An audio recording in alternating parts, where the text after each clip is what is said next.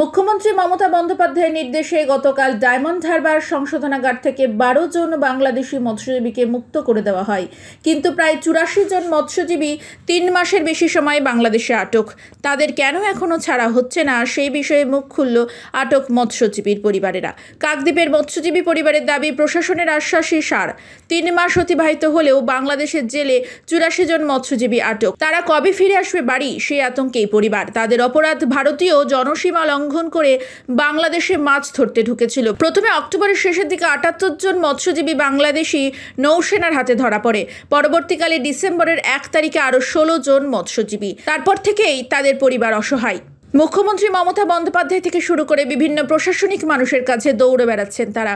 প্রত্যেকে আশ্বাস দিয়েছেন তাদের পরিবারের লোকজন বাড়ি ফিরবে, কিন্তু কবে ফিরবে? দেখতে দেখতে তো প্রায় 3 মাস অতিবাহিত। কান্নায় ভেঙে পড়েছেন পরিবারের লোকেরা।